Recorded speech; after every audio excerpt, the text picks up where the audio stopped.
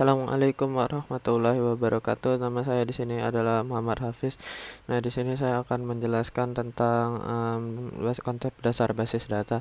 Nah, di sini kita punya data. Jadi data itu dia adalah fakta dasar yang sudah tersimpan ya, atau bisa juga representasi dari peristiwa yang terjadi di sekitar kita. Nah, mereka ini adalah fakta mentah yang belum diproses. Contohnya adalah nama John misalnya, terus ada nama Agus, Billy, terus ada umur 13, 14, 15 misalnya.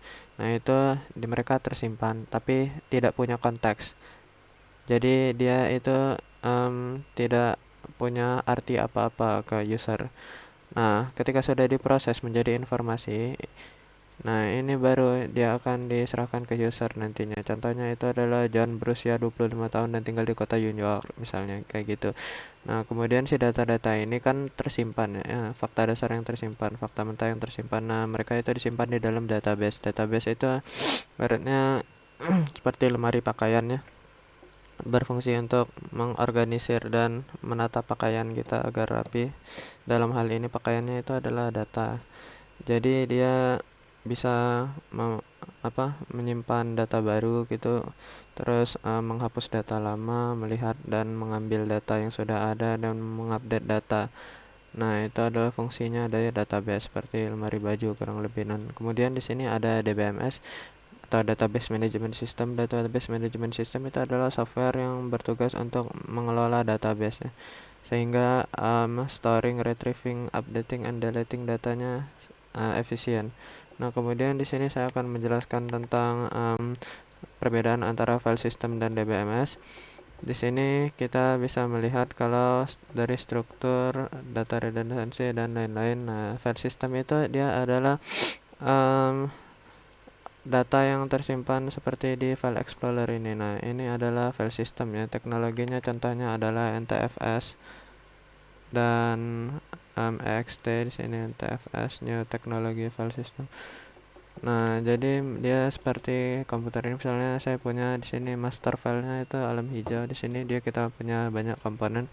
Nah, contohnya dalam build ini kita menyimpan indeks HTML. Walaupun ini bagus ya untuk PC dan kebutuhan lokal, hal ini kurang bagus gitu untuk kasus-kasus tertentu nanti yang akan kita bahas. Nah, dari sini kita bisa melihat kalau ada approach baru untuk menyimpan data, yaitu DBMS, Database Management System. Ini seperti sudah saya jelaskan tadi, dia adalah software yang bertugas untuk memanage database. Contohnya itu adalah Postgres dan MySQL gitu, atau Oracle. Nah, di sini dari strukturnya itu file system itu dia seperti yang sudah saya jelaskan tadi, dia disimpan di dalam hard disk komputer ya, langsung dikelola gitu, dipartisi di dalam hard disk komputer.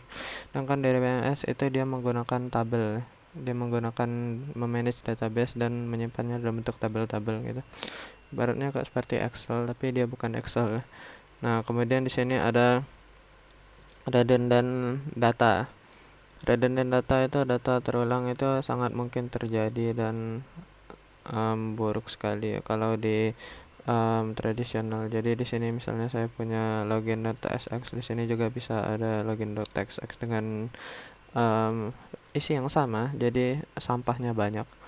Nah, di sini juga ada backup dan recovery. Database DBMS itu dia punya fitur sendiri ya untuk mengembalikan data yang hilang itu, jadi ada backupnya. Sedangkan file system itu tidak ada karena pointernya itu hilang kalau kita kalau kita hapus ya, jadi agak susah carinya, apalagi kalau disimpan di SSD itu sudah dipastikan hilang ya.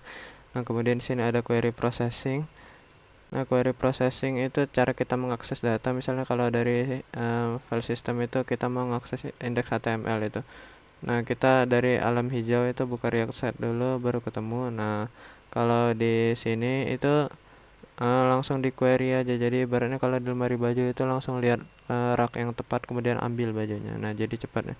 Kemudian sama dengan data redundancy tadi ya, jadi DBMS itu dia lebih konsisten nyimpen datanya. Dan di sini ada lain-lain seperti complexity, security, data independence, sharing, dan kawan-kawannya. Nah, jadi sekian adalah penjelasan saya tentang konsep dasar basis data. Semoga membantu.